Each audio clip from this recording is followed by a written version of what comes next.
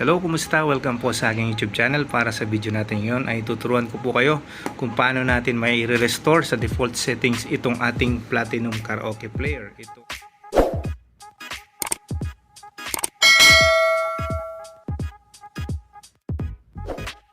ay yung akin ay Mini SD Karaoke Platinum na PK. Pwede po siya sa application na Platinum Link.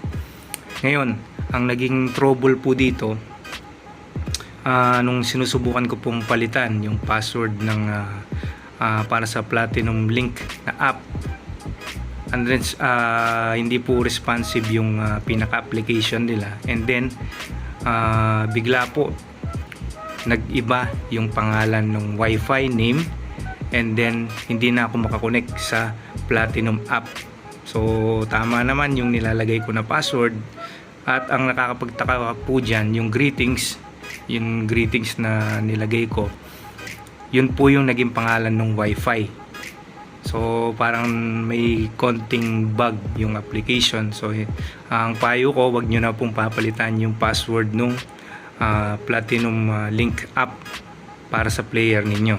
Huwag nyo na pong gagalawin. Yun na yung default na password, either 000 or 111. So ano po yung gagawin natin kapag sakaling nagloko or nakalimutan nyo yung password nung Platinum Link app na sinet ninyo dito sa player. Sa akin, hindi ko po nakalimutan. Sadyang hindi po responsive yung player o yung application nung pinipindot ko na yung okay, wala pong reaction o wala pong lumilitaw na kung ano man na parang okay or naset na yung ating application. So wala pong response dun sa mismong Platinum Link app. So nung kinabukasan, nung pinatay ko na yung player, nung pagganahin ko ulit, naglolo ko na. Iba na yung Wi-Fi name, iba na po yung password. So hindi na po ako makakonect.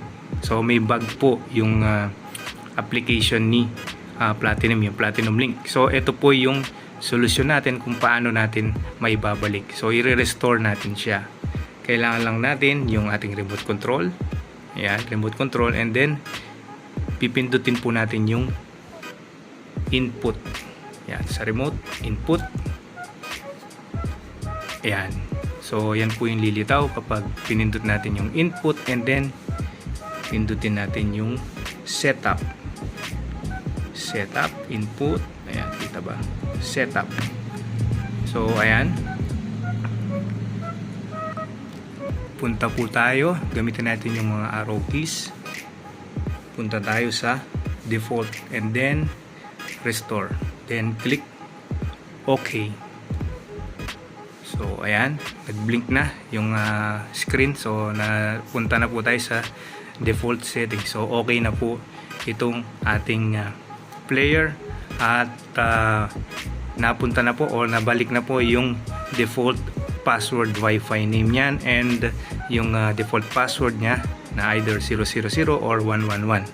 Yan, ganyan lang po yung paraan paano natin ma-restore itong ating karaoke player na Platinum kung sakaling nakalimutan or nagloko yung pagsisetup ninyo gamit po yung Platinum Link app. Ang gawin lang natin yan para mapaandar na natin ay patayin na natin itong player. I-turn off natin. Turn off and then turn on. At yan, okay na yan. Magre-read na. So ito po ay Platinum Mini SD na player. SD card na po yan. Yan. So abang lang po kayo, maglalagay po ako ng review nitong player na to, kung ano ba yung mga positive at negative dito sa player na to. Marami pong salamat. Thank you.